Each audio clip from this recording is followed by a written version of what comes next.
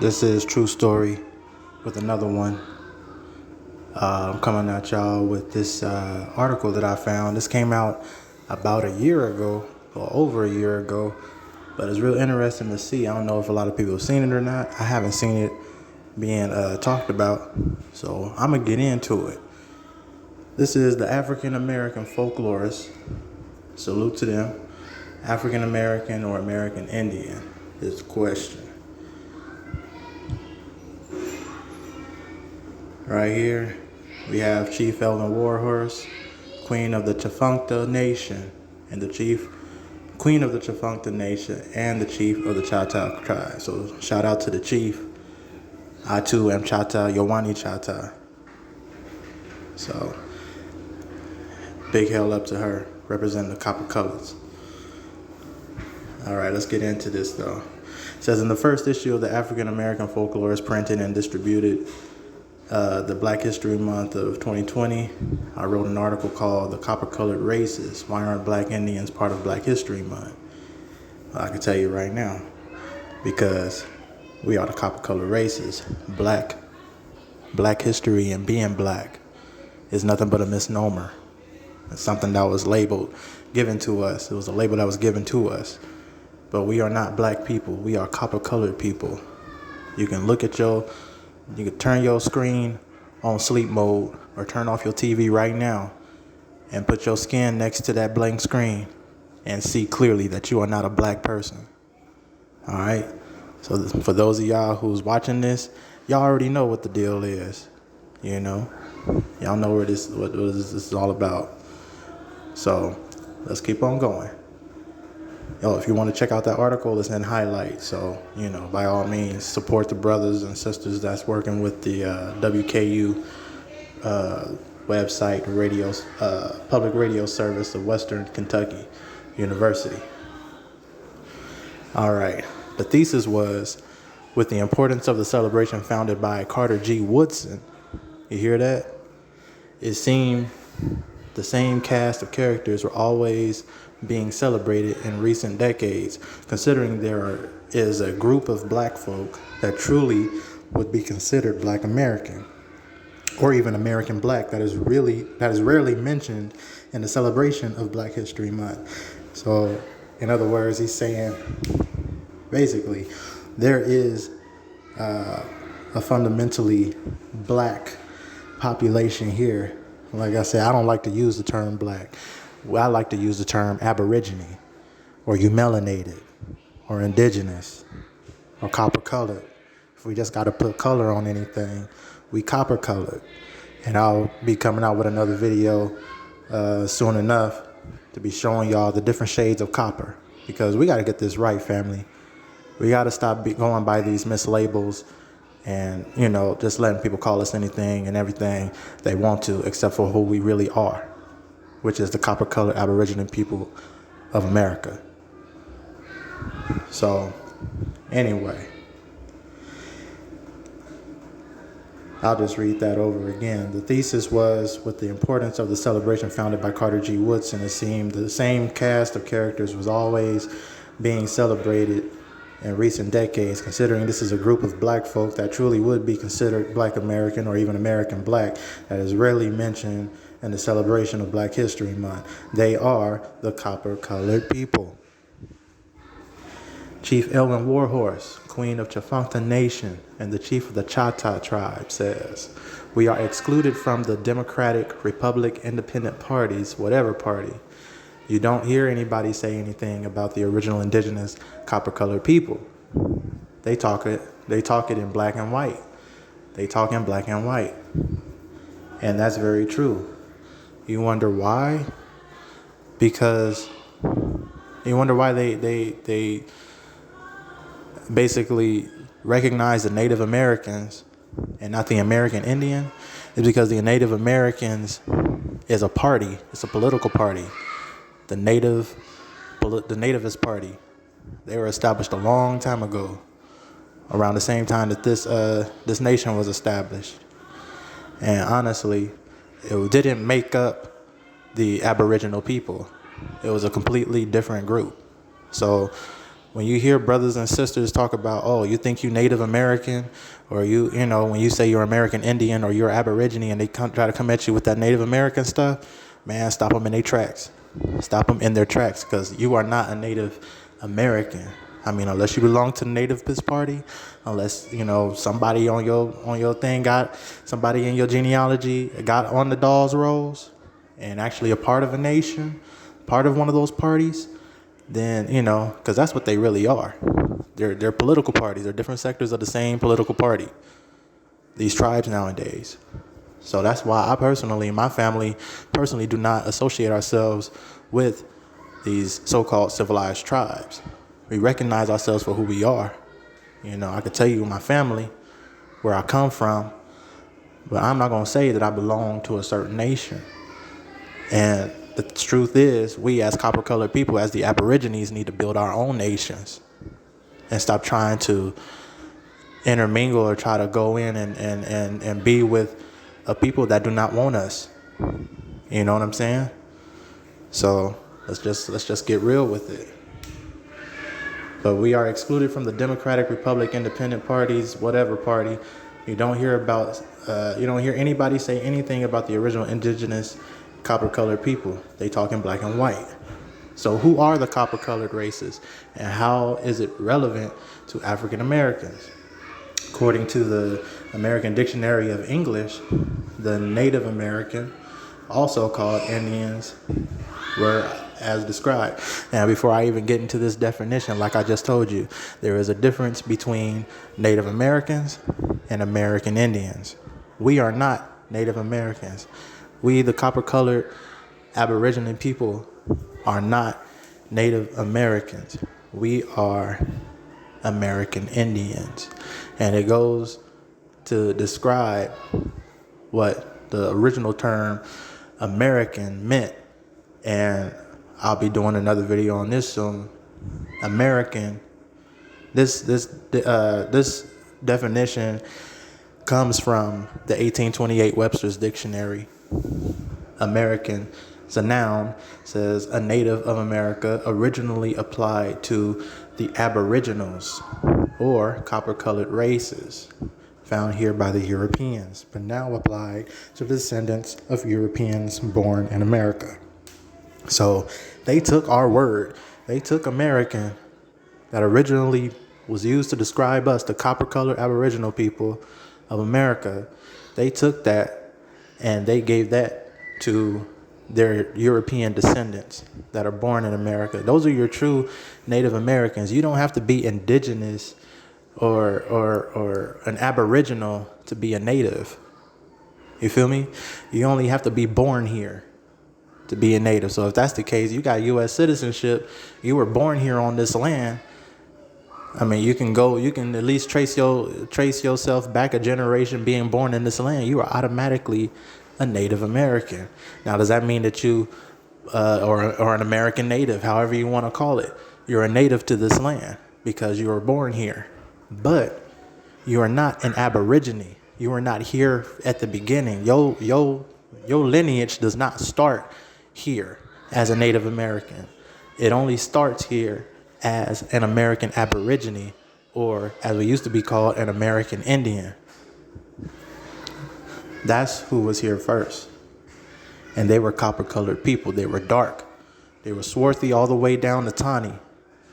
And like I said, I'll give y'all a clear color wall, a straight up whole color wall, so y'all can see how the color of copper can variate from different shades, going from the darkest to the lightest. So that's coming soon. Y'all stay tuned. Make sure you guys like and subscribe to this video. Like and subscribe to the channel. And spread the word.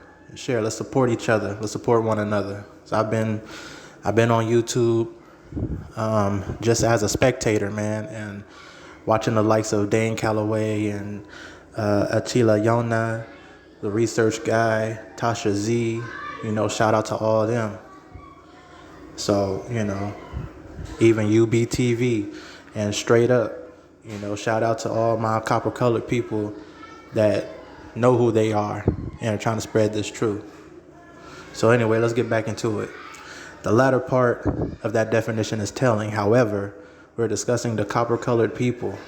To be direct, the term copper-colored people is equivalent to Negro people. You feel me? So we were reclassified. We went from Indians, we went from American Indians to Negro, to Black, to African American. And now everybody wants to call us, and even people, we starting to call ourselves fundamentally Black. What the hell is fundamentally Black? How can you be how do you fundamentally be a color in a crayon box? How is that possible? You let me know in the comments below how that's even possible. But anyway, Phoenix Moon is a colonial America historian, forensic genealogist, civil rights activist, and grassroots political logist.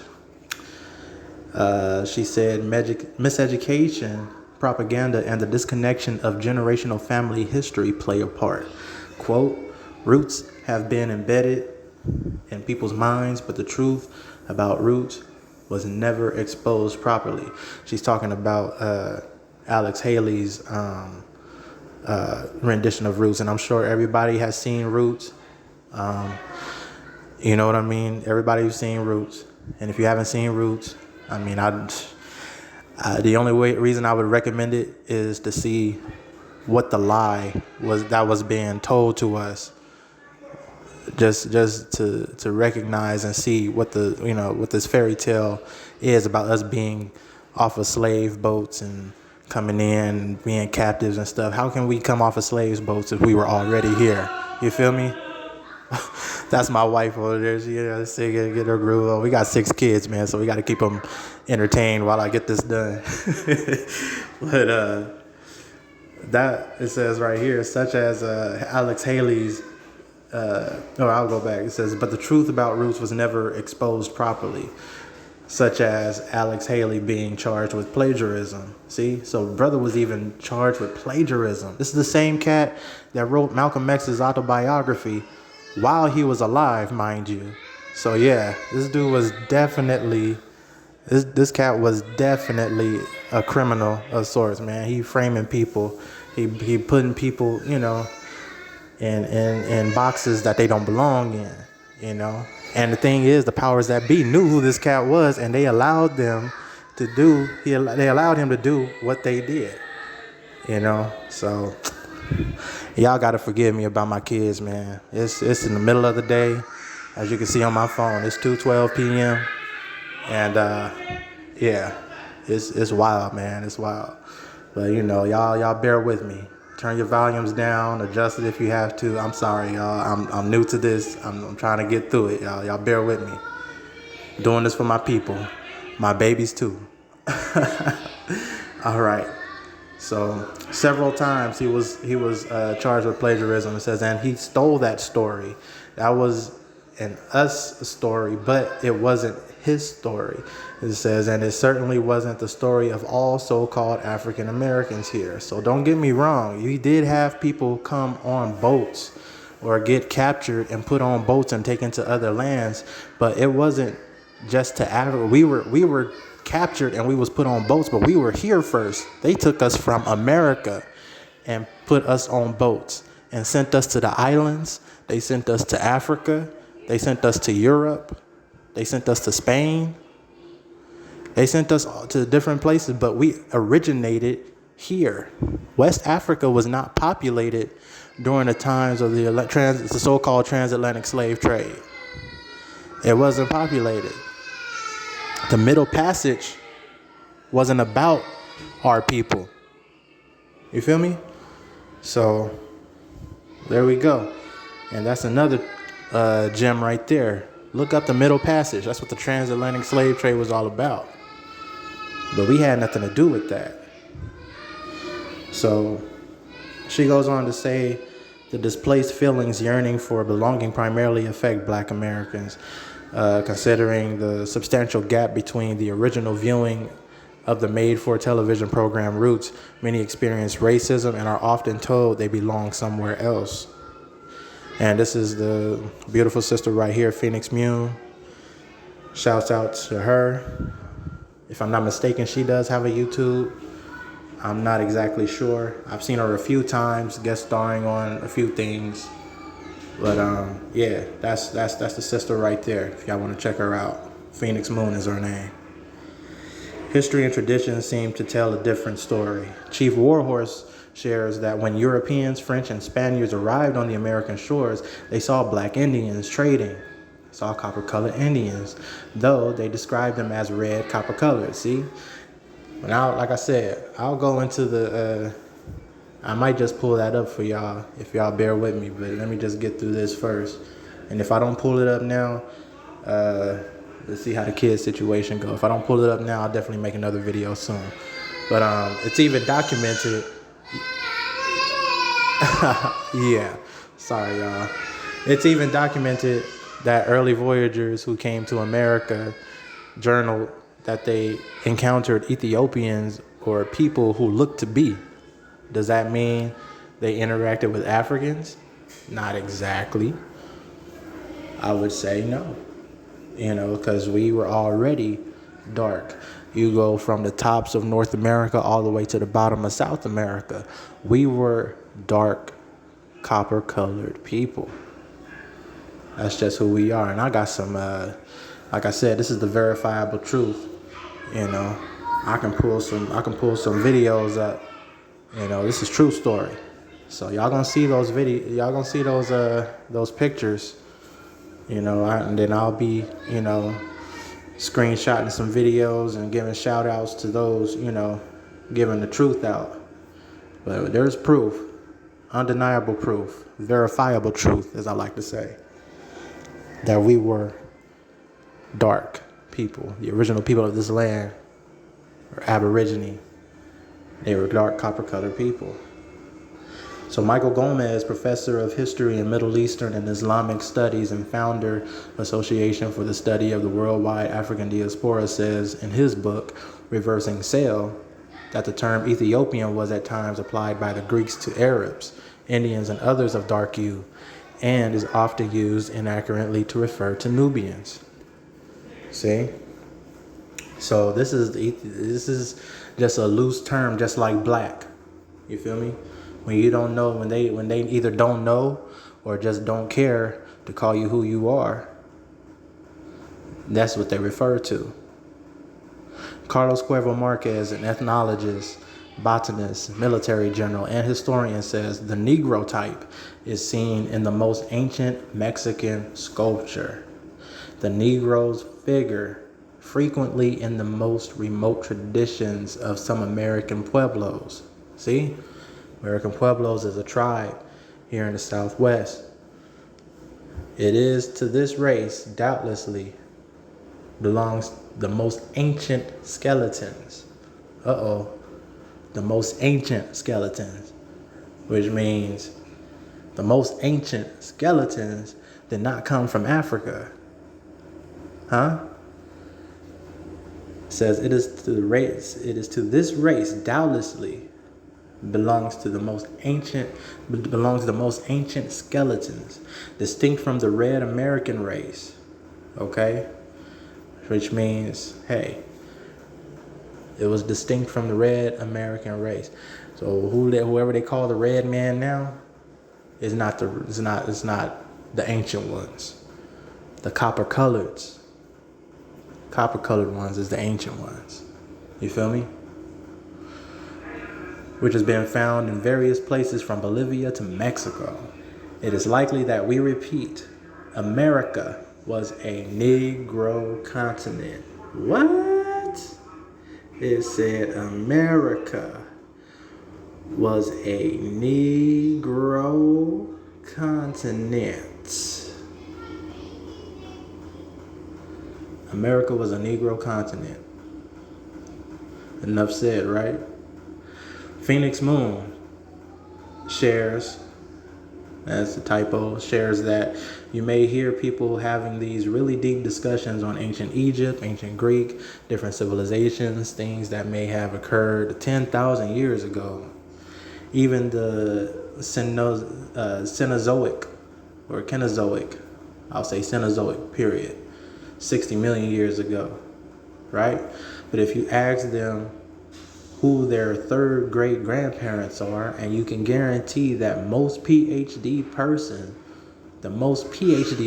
can draw a blank. That's why it's important to do your lineage, do your genealogy, okay?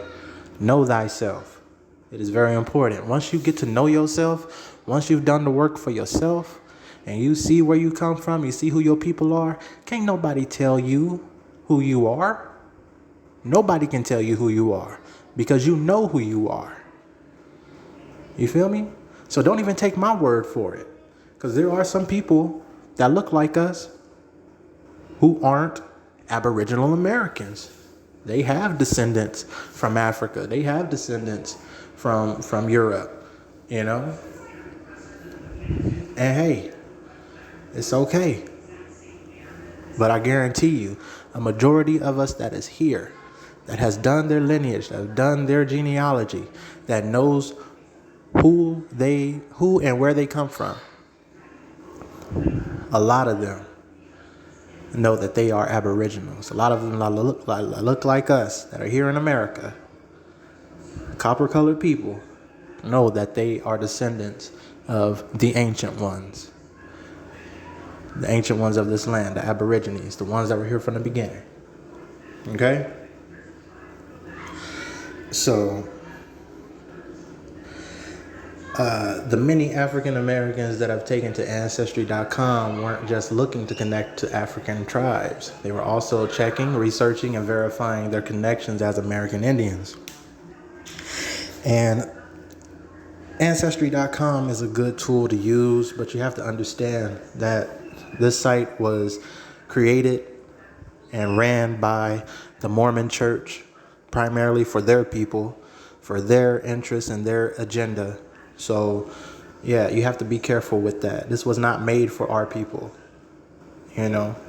And that's why a lot of our people who stick solely to Ancestry.com run into blanks. They run into misinformation. You know, they be getting hints and stuff on their trees that have nothing to do with who they are as people of this land. And they end up, you know, they start their tree off, they mama and daddy being the darkest thing on the planet, and then, you know, they get three levels up, 3 or 4 levels up.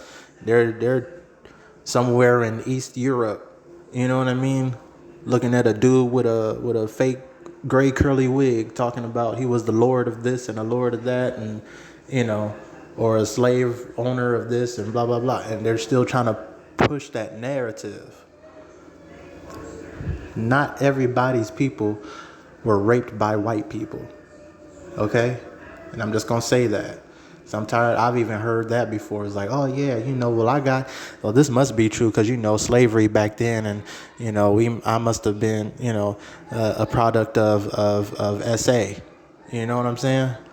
And that's not the case. And stop degrading yourself.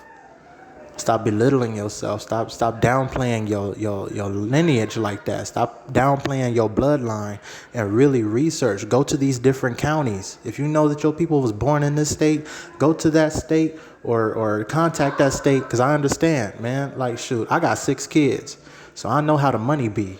I know how the struggle is. Not a lot of us can make those, you know, not all of us can be a Dane Calloway and just pick up and drive to Virginia or drive to Washington, D.C., you know, and visit the Library of Congress and get this stuff, or go to these different counties and, you know, but we have to make an effort, you know. We have to make an effort. We got to put up for it. We got to support one another as well, you know, but we got to make an effort. You know, if we can save up and hit up a Walmart or a Target on Black Friday, I mean, we can save up all our money and get to these counties and really get this hard copy paperwork of who our people actually is. All right? It's all in putting your energy into what you really want. Put your energy into knowing yourself, and you will find out who you are. Okay? William Katz, author of Black Indians, A Hidden Heritage, and Patrick Menges, who presented transcribed interviews collected during the WPA slave narratives during the years 1936 through 1938, believed that Africans and Native Americans mixed. And that's another thing too about Africans and Native Americans mixing. I mean, yeah, you had it going on, but it wasn't like we weren't Africans. We are not Africans, okay? The people that was originally here, the dark people that they ran into, were not Africans. They weren't brought here on boats. They came here on boats and they landed on this rock and saw a whole bunch of dark people staring back at them. So that's not the case of us being Africans, all right? But that's what this person believes. And you see a lot of them use those key words. We believe, or our theory is, and that's exactly what it is. It's a theory. It's called the Out of Africa theory. And if y'all don't know what that is, then, I highly suggest that y'all go check out my brother Dane Calloway and his videos, because he goes in. He'll give you a full breakdown as to what the Out of Africa theory is. You feel me?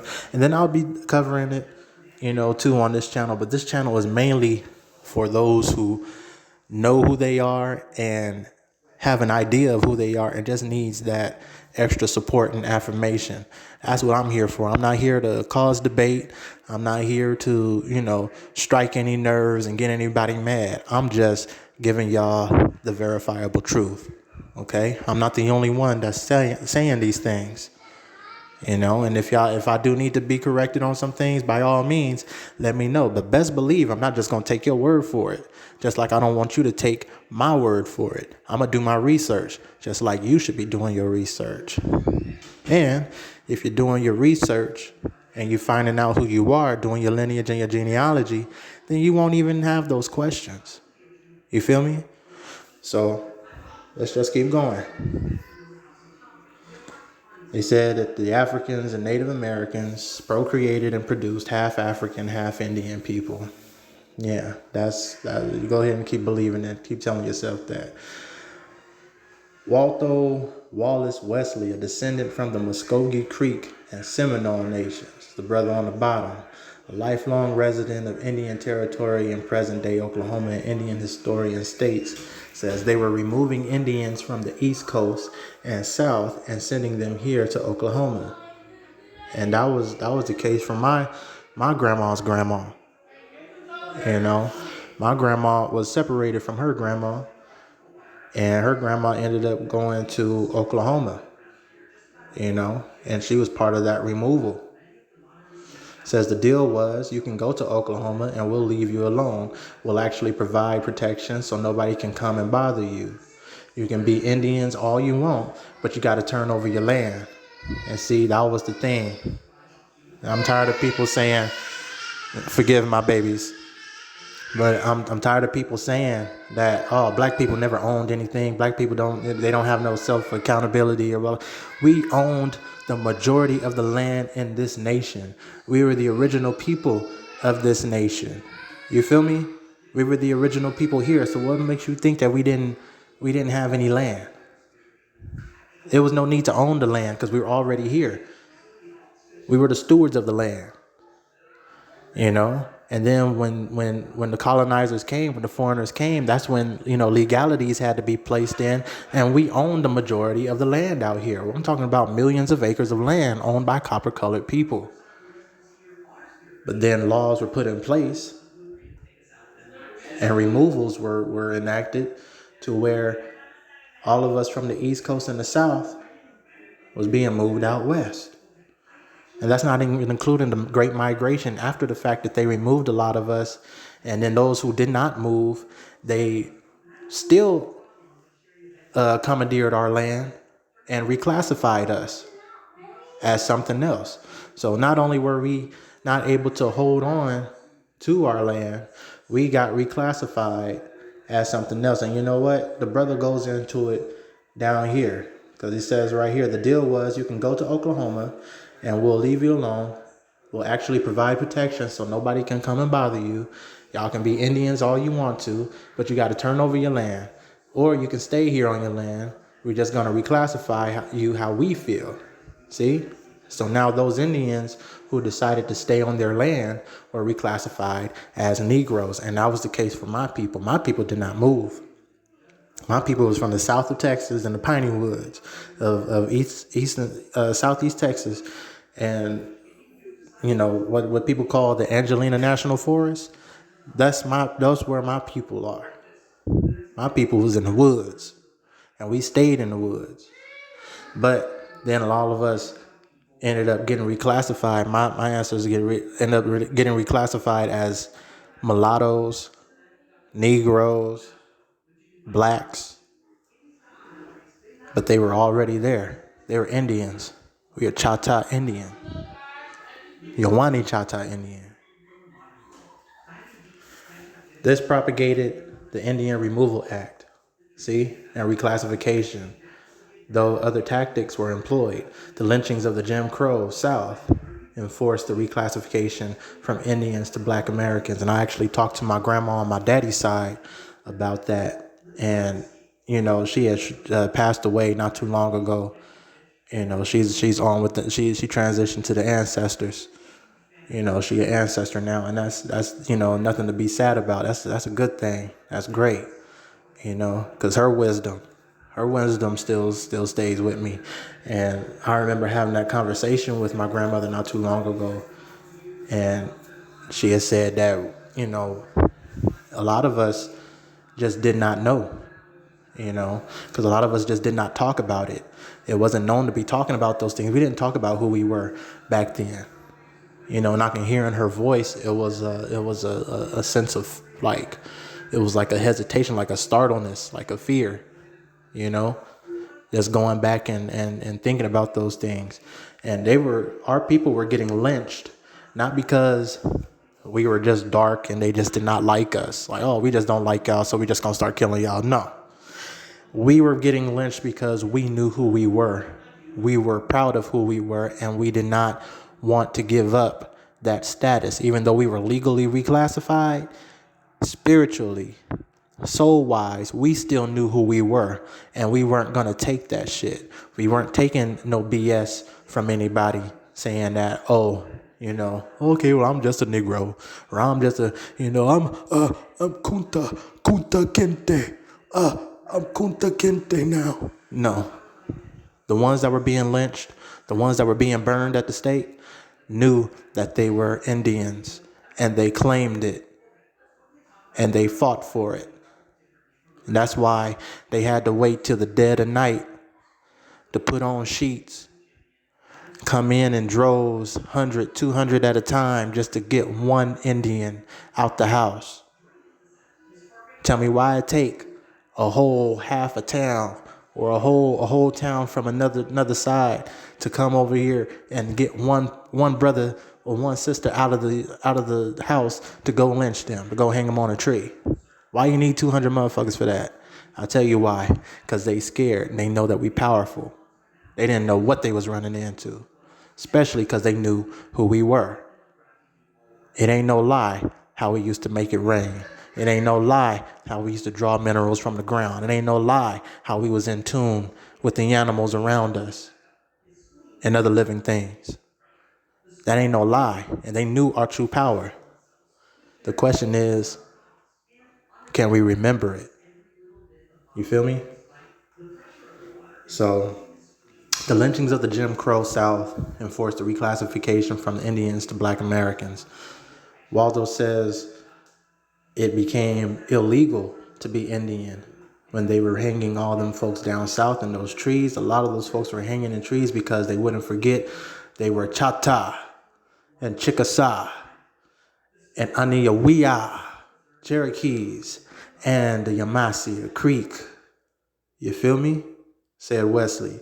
Martin Luther King Jr. said, and I put this in my last video, the Negro is exiled in his own land during his infamous I Have a Dream speech.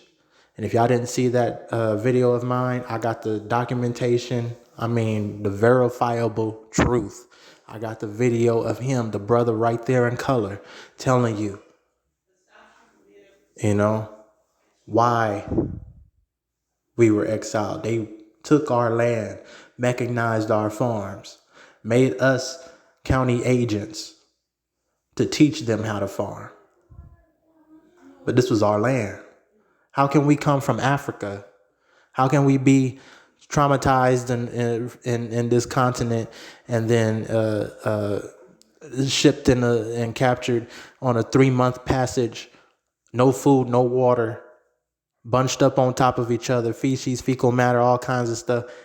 How can we have all that and endure all that and come on this land and then still be required to become county agents to show these white people how to farm? It doesn't make any sense. The math ain't mathing. So I'm gonna need y'all to do y'all work, show y'all work, okay? But I'll read that one more time. Martin Luther King Jr. said, the Negro is exiled in his own land. And I'll highlight it for you right here. In his own land. During his famous I Have a Dream speech. His speech is often quoted, but possibly that specific statement was not fully received. You know why? Because I said it in my last video. They always do the second half of the speech of the, I want all the little black girls and the little black boys and little white girls and little white boys to all come together and hold hand in hand, and we're going to say free at last, free at last. And look, I mean, I know that's a terrible paraphrase, but that's what everybody knows. When you see MLK Day, when you watch NBA on MLK Day, they always play that same second half of the speech and then just have everybody talk about what that half of the speech means to them. But let's hear the whole speech in its entirety, and you'll see that he was saying, I'm here on behalf of my people who was exiled in their own land to get back what was promised to them. I'm coming to get our check. And our check is more than dollars. Our check is land. That's what the check he was talking about. He's talking about checks in the form of deeds, family. This is our land. This is our rightful place. This is our birthright. And it's time for us to start acting like that. Stop calling yourselves black. Stop calling yourselves a color in a crayon box that has no legal standing inside of this legal system. To be called black in this legal system is to be deemed dead. Why do you think they were able to do what they were doing? They were able to do to George Floyd. Why do you think they were able to do what they were able to do to Breonna Taylor? Why do you think they was able to do what they were able to do to Tavon Martin and not give their family anything back for it but 15 minutes of fame on TV? And a foundation, a charitable foundation that they can't even draw from. That's because they're dead. That's because they're black. They're legally termed dead. So you were dead from the beginning because you labeled yourself black. And really, we were reclassified as that, but it's up to us to unclassify ourselves and to step into our truth. Be who we are. Be who we were meant to be. Who we always were. And that is the aboriginal, copper-colored people of this land. Once again, this is the verifiable truth, true story. Please, like I said, like and subscribe. I thank you guys for rolling with me for this long. Like I said, forgive me for my kids. I pump these videos out as frequently as I can. And despite of, whether the kids is up or down, I'm gonna get these out there. But I need y'all to show me some appreciation. I need to see those likes. I need to see some comments, some support, some encouragement. Cause it's hard, man. Learning about all this stuff and then, having to first digest it and process it is it's stress. It gets stressful after a while because, you read about these different things and you know that it's you, and it's resonating within your spirit, within your essence, and it brings a sadness, it brings anger, it brings pride, it brings joy, it brings laughter, it brings tears, and everything, man.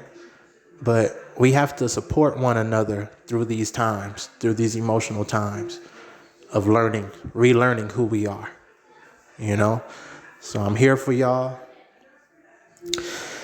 And I also have, Caddo in my family. The Caddoan language is Hasine. And in Hasine, we say Tatakitse. And Tatakitse means I cherish you. So Tatakitse, family, I cherish y'all. I see y'all. And I say Yakoki, which is cha-cha for thank you. Thank you for allowing me to grace y'all presence on the YouTube, and just giving me the opportunity to share some of this information with y'all. So I know everybody's busy. Everybody got trust me, I know. I'm hiding from my kids right now so I can get this out. So it's time for me to get back in the mix. But I appreciate all y'all. Please, like I said, like and subscribe, and there'll be more to come. Yakoki.